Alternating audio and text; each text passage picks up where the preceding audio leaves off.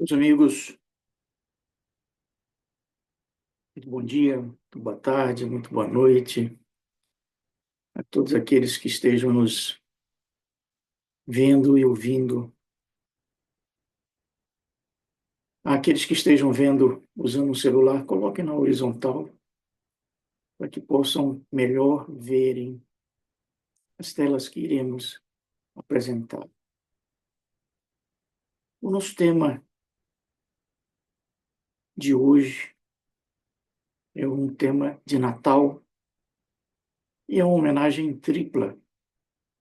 É uma homenagem ao aniversariante do mês, que é o Cristo, uma homenagem aos 160 anos do Evangelho segundo o Espiritismo, que em 2024 está fazendo seus 160 anos, e é uma homenagem a os escritores espíritas, encarnados ou desencarnados, que nos propiciam, não apenas neste ano, mas em todos os outros anos, livros que venham nos trazer esclarecimentos, orientações dentro da doutrina espírita. Os dois livros em especial, um deles dá o nome ao nosso trabalho, é Quando Jesus Teria Sido Maior, que é do nosso amigo Paulo Alves Godoy, um escritor de São Paulo, em especial da Federação Espírita do Estado de São Paulo, e um outro grande escritor desencarnado, francês, que é o nosso amigo Victor Hugo, que através da psicografia do Divaldo Franco nos trouxe um enorme e maravilhoso livro chamado Párias em Redenção. Ambos os livros nós vamos utilizar na nossa exposição de hoje. O primeiro ponto é: quando Jesus teria sido maior? A pergunta está no sentido de em que situação, para você, para mim, o Cristo pode nos ter trazido um esclarecimento, um alerta, uma ajuda que mudou, que possa ter mudado a sua vida. Quando Jesus teria sido maior para você ou para nós? Nós escolhemos uma das diversas razões ou respostas que estão no livro Quando Jesus Teria Sido Maior. E nós escolhemos uma das opções exatamente porque ela é básica para todos nós dentro da doutrina espírita. Ela é a base daquela frase que todos nós conhecemos, que está na tela de vocês, que é: fora da caridade não há salvação. Esta frase, ela está baseada em uma espécie de diálogo entre o Cristo e as pessoas que estavam preocupadas. No final dos tempos, para onde é que eu vou? Vou para o céu? Vou para o inferno? Vou ser escolhido? Não vou estar escolhido? Vou obter a minha salvação ou não vou ter a minha salvação? Eles perguntaram o que nós precisamos fazer para alcançar essa salvação. E a resposta veio de uma forma meio simbólica. Ele disse: todas as vezes que vocês fizerem a um desses irmãos mais pequeninos, a mim mesmo o fizerdes. Fizerdes o quê? Uma ajuda, um amparo, um apoio. A questão é que quando Cristo respondeu, eles perguntaram: mas nós nunca vimos o Senhor com problemas. Aí ele disse: não é a mim que vocês têm que ajudar, são a todos os pequeninos. Então, daí é que o nosso amigo Kardec retirou, não apenas ele, retirou esta máxima: nós queremos a salvação, então o caminho é a caridade, ou seja, fazer o bem aos pequeninos ou aos outros, no sentido aberto, amplo. Essa é, digamos assim, é o que está no Evangelho segundo o Espiritismo. E, como disse, é um dos nossos homenageados. Mas nós queremos ver rapidamente outros aspectos que estão ligados à caridade, que não é apenas a salvação. Ou seja, eu ir, certo, no final dos tempos para o reino dos céus, ou estar sentado ao lado direito do Cristo, nesse final de tempo. É a caridade ligada a mérito, caridade ligada à plantação e caridade ligada à doação. O que nós queremos dizer com isso? Em cada uma dessas situações que nós acabamos de falar, nós vamos mostrar, dar uma frase que sintetiza e exemplificar. Mostrar claramente que não é apenas algo filosófico, uma ideia. Em cada uma dessas situações, nós vamos mostrar um exemplo real de vida que mostra claramente a relação entre caridade e mérito, caridade e plantação e caridade e doação. A primeira, que é caridade e mérito, está na tela para vocês, que é do nosso amigo Divaldo Franco, em que ele diz: se você, meu amigo, conseguir se transformar, você não vai ter a necessidade de depurar-se através da dor. Por quê? Porque as dívidas que tenha resgatará pelo bem que realize, e não pelas lágrimas que verta. Ou seja, o bem ou a caridade que você fizer, você vai adquirir o mérito necessário para que você resgate os erros do passado, não pelas lágrimas do hoje, mas pelo bem que você possa realizar. Então, é a caridade nos trazendo mérito, em termos de que eu possa transformar o meu passado no presente sem tantas lágrimas. Essa é a ideia. Ele afirma que isso é verdade. E ele é uma experiência própria. Ele é o exemplo desta frase. Como? O nosso amigo Vitor Hugo, que nós falamos aqui, que tem um livro Paz em Redenção, tem um livro especial também, Vitor Hugo. Ele tem um outro livro chamado Sublime Expiação, que retrata o que, efetivamente, essencialmente? A vida de um rapaz, de um jovem, de um homem, que está fazendo uma expiação sublime, né, via lepra. O rapaz passou décadas num leprosário. Neste livro, o nosso amigo Vitor Hugo traz a explicação para o próprio Divaldo Franco de por que, certo? Em muitas situações, o trabalho dele na psicografia, nas palestras, nas entrevistas, foi um instrumento pelo qual, através do exercício do bem e da caridade, ele, nesta existência, não voltou e nem teve a lepra.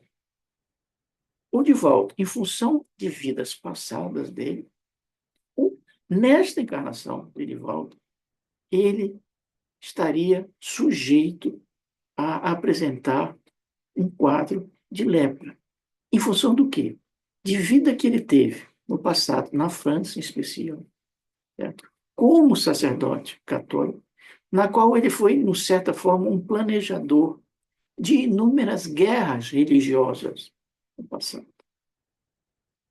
Então, em função dessa atuação no passado negativa, gerando sofrimentos coletivos, ele, nesta existência, estaria sujeito a sofrer a expiação da lepra.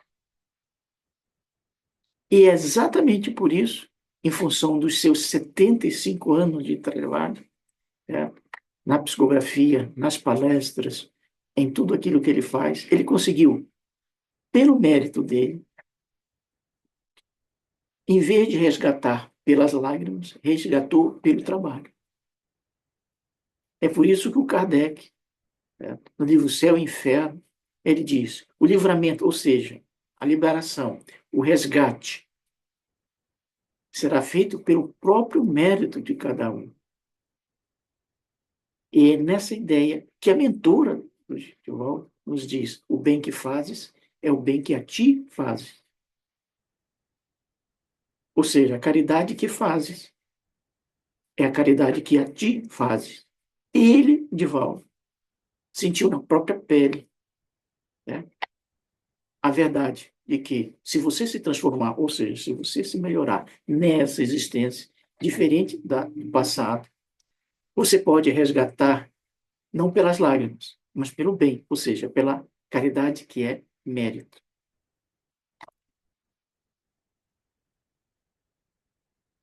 O segundo dimensão que nós queremos ver é a caridade como plantação. Certo? Vimos caridade como mérito. A segunda é caridade como plantação. O que quer dizer isso? Novamente, tem uma frase.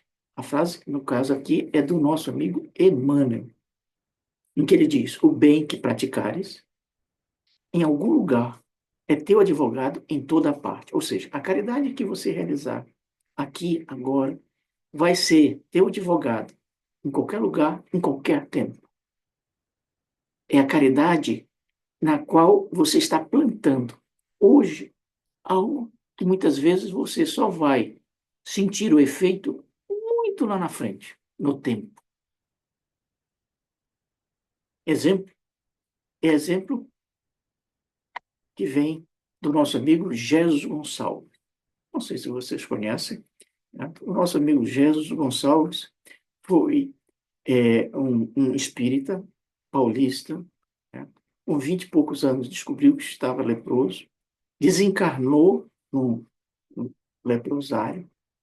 Ele teve um envolvimento através de cartas com o nosso amigo Chico Xavier, e em especial com o Divaldo, exatamente porque o Divaldo estava ligado com questões de lepras que nós acabamos de falar. E muitas vezes nós entendemos que é muito fácil reencarnar, por mais que a gente tenha débitos enormes. E exatamente porque muitas vezes temos débitos enormes, não temos o mérito para obter uma nova reencarnação. Então, muitas vezes, nós reencarnamos não por méritos próprios, mas porque tem intercessões de outras. Por aquilo que muitas vezes podemos ter feito no passado e que às vezes a gente nem lembra, que é o caso do nosso amigo Jesus Gonçalves. 1500 anos atrás, ele era um dos maiores guerreiros, certo? Ao tempo do Império Romano, mais ou menos pelo ano de 400. Ele foi, digamos assim, o guerreiro que se chamava Alarico, que derrubou o Império Romano. Muito bem. Naquela época, o cristianismo tinha nascido, estava se desenvolvendo para o resto do mundo, e, em particular, né, estava se desenvolvendo no norte da África, certo? Fronteira com o mar Mediterrâneo. Ele estava invadindo Roma, o Alarico. Nessa época, certo? Os templos romanos tinham como, digamos assim, um representante máximo, um sacerdote chamado Agostinho. Esse sacerdote, vendo que Roma ia ser saqueada, e pelo histórico do Alarico, ele iria destruir todos os templos. Terra arrasada. Ele teve uma ideia. Ele disse: eu vou conversar com o Alarico e interceder perante ele que ele não destrua os templos católicos. O diálogo entre os dois está refletido nesse livro, Extraordinária Vida de Jesus Gonçalves. Em síntese, certo? O Alarico não disse nem sim, nem não. Mas ele achou extraordinário que aquele homem, um sacerdote sozinho, certo? Viesse ao seu quartel-general sem nenhum resguardo, sem nenhuma guarda, né, podendo ser morto a qualquer instante por ele, pedir para outros, e não para ele, que resguardasse os templos católicos, cristãos, naquela época. E, efetivamente, né, quando o Alarico adentrou a cidade, destruiu tudo que encontrava pela frente, menos os templos cristãos. A história não sabe por quê. 1500 anos depois, o nosso amigo Alarico teria de retornar à matéria leproso, numa reencarnação difícil, amarga, no Brasil. Mas e os méritos para isso? Mesmo para resgatarmos, precisamos ter méritos. E ele foi chamado à direção da cidade em que estava e foi informado que ele tinha tido a autorização do reencarne, não por méritos próprios, mas porque alguém, há 1500 anos, estava agradecido a ele em função de um pedido que foi feito e que ele realizou. O grande intercessor era o Santo Agostinho, que nunca o esqueceu do bem, da caridade não intencional que ele fez, não destruindo os templos cristãos. Então, esse é o exemplo na qual o bem que praticares em algum lugar, na Roma, em algum tempo, 1500 anos depois, atrás, vem refletir no presente, no momento em que você talvez mais precisa. É a caridade como plantação. É a caridade que o nosso amigo Jesus Gonçalves, ou Alarico, fez 1500 anos atrás, mesmo não intencional, que refletiu depois numa porta de ele resgatar débitos milenares. É a caridade plantação. E a terceira aspecto que nós queremos destacar é a caridade doação. É a caridade que não é a caridade mérito, do Divaldo, a caridade plantação, que é do Jesus Gonçalves, mas é a caridade que você realiza no presente, em relação às suas possibilidades. E você o faz, muitas vezes, dirigido aos mais pequeninos. Quem são os mais pequeninos? Quem são esses pequeninos? As crianças? Esses pequeninos, o nosso amigo Vitor Hugo, no livro Párias em Redenção, que nós dissemos que iríamos utilizar. Esse livro do nosso amigo Vitor Hugo é um livro especial. Certo? Ele fez como um espelho, 100 anos depois, de um dos maiores livros dele, que foi Os Miseráveis. Os Miseráveis ele escreveu encarnado, mostrando os miseráveis franceses. Mais de 100 anos depois, ele escreve Párias em Redenção, os párias. Quem são os párias? São só os franceses? E será que os miseráveis de 100 anos atrás são diferentes dos miseráveis, dos párias do dia de hoje? É isso que retrata o livro Párias em Redenção. E ele define lá, no livro, os párias são os que não têm nome, os que vivem às sombras das pontes, às margens dos rios, sob palafitas, nos morros, nas favelas, nas vielas das cidades, das vilas em abandono. São os párias sem nome. A caridade, doação, é e deveria ser dirigida a essas pessoas. Mas será que os párias só são esses? Vamos por partes.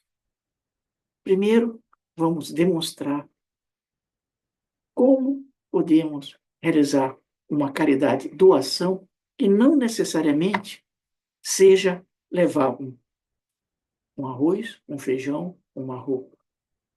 Esse livro, Párias e Redenção,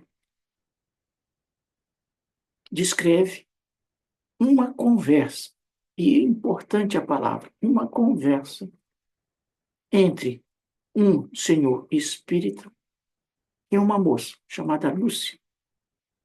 Esse senhor espírita realizava um trabalho de assistência social e espírita na década de 60, mais precisamente 1967, numa favela chamada Favela do Esqueleto. É real. Podem colocar no. E ele e mais alguns companheiros, realizavam esse trabalho de assistência aos sábados. E num dos sábados, eles saem para fazer as visitas à favela. E cai uma tempestade no Rio, em particular, a favela do Esqueleto é no Rio, ficava ao lado do estádio do Maracanã, cai uma tempestade. Eles chegam às portas da favela, que não é uma favela vertical, de morro, uma favela horizontal, né? Sem menor dúvida, sem pavimentação nenhuma, nada. E eles não conseguiam adentrar a favela.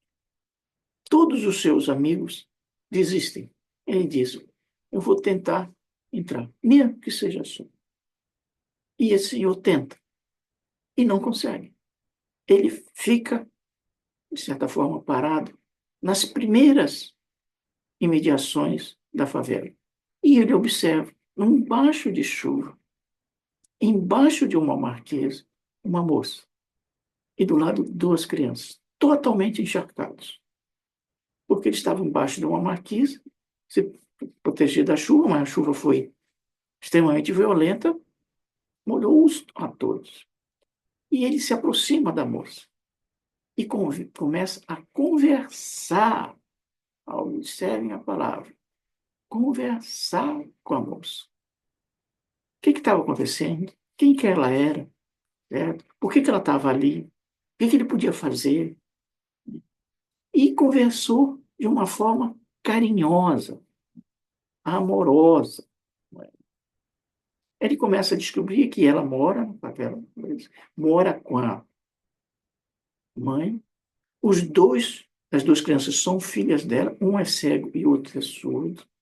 Né? Não tem marido, nunca teve, na realidade, pai e mãe. E estavam retornando das imediações, fazendo pedidos, certo? Quando a chuva caiu. Isso é o que ela falava para o Senhor.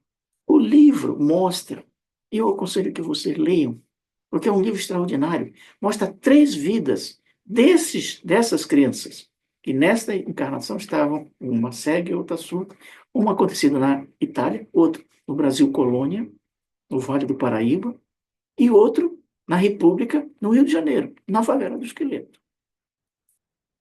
O livro mostra o que a moça estava pensando. Isso é muito interessante.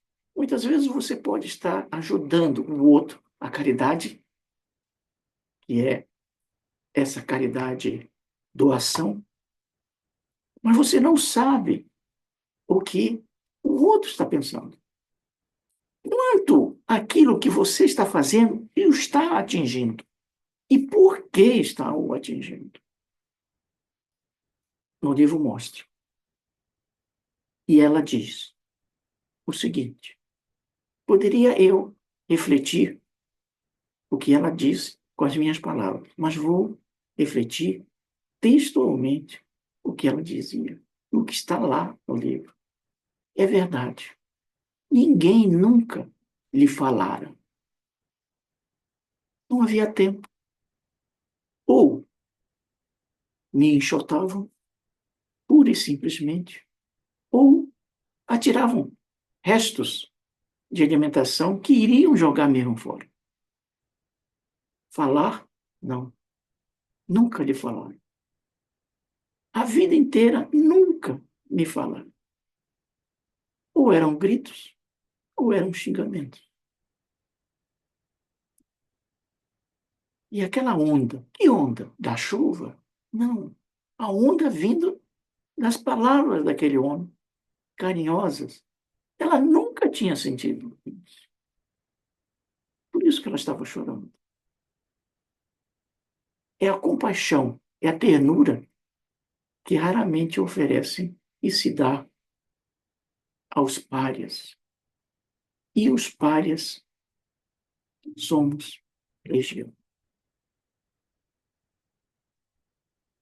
E é exatamente por isso que o nosso amigo Emmanuel nos diz: caridade para o desertado da terra, ou seja, ao pária da terra, é a expressão de carinho.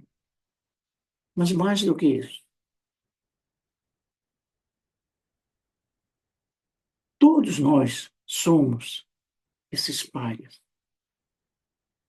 nas palavras do nosso amigo Vitor Hugo. Por quê? Porque tem alguns párias, como a Júlia, como a Lúcia, a moça da favela, que não tem roupa, não tem calçado, não tem comida, não tem nada. São os párias das favelas, das caminhadas. Mas tem outros párias, como nós, que somos párias de luz. O que muitos outros têm ausência de alimentação, muitas vezes nós temos ausência de luz. Então, há, porém, os párias em redenção, que somos todos nós. Párias pela ausência de luz, que é exatamente o que está na tela de vocês. Então, todos nós precisamos dessa caridade que é doação. Muitas vezes, a doação e simplesmente conversar.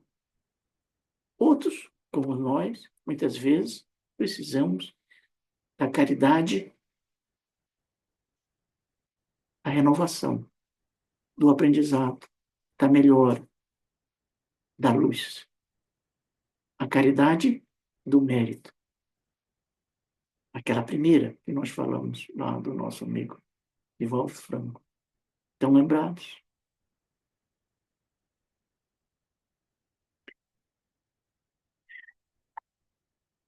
Então, nós vimos três aspectos da caridade, além da caridade salvação.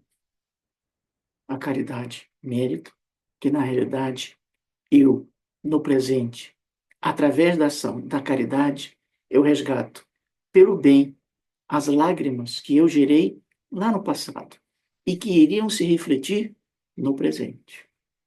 Tem a caridade doação, que é a caridade que eu posso fazer agora, no presente, para mim ou para o outro, que muitas vezes tem várias, tem necessidades, umas materiais e outras morais ou espirituais.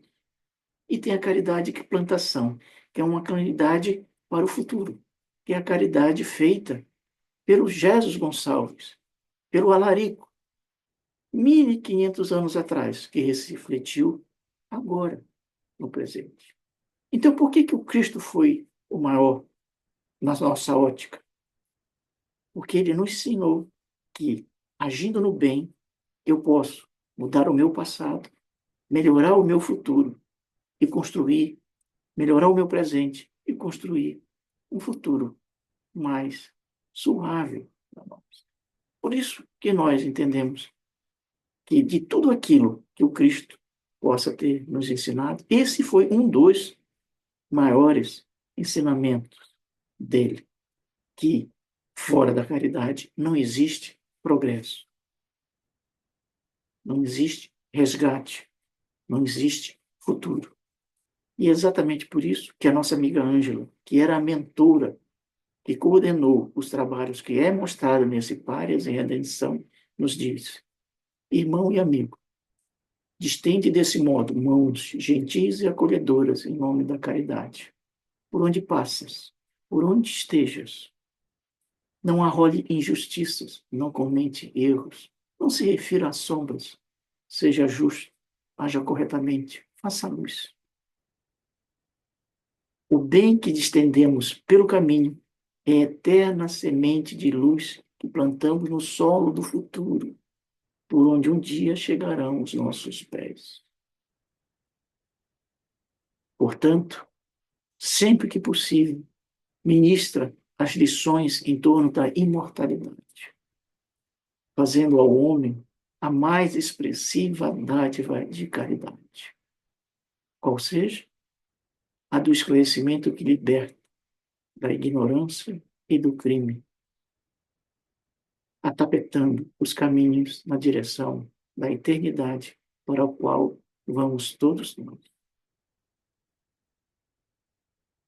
É essa caridade que precisamos realizar e receber.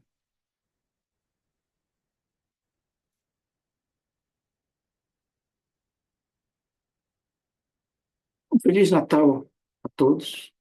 Como diz a nossa amiga Maria Dolores, desejava trazer-te, alma querida, no Natal de Jesus, um presente de luz, que te guardasse a paz durante toda a vida. Uma doce lembrança que te desse a contento a supressão de todo sofrimento, através da esperança.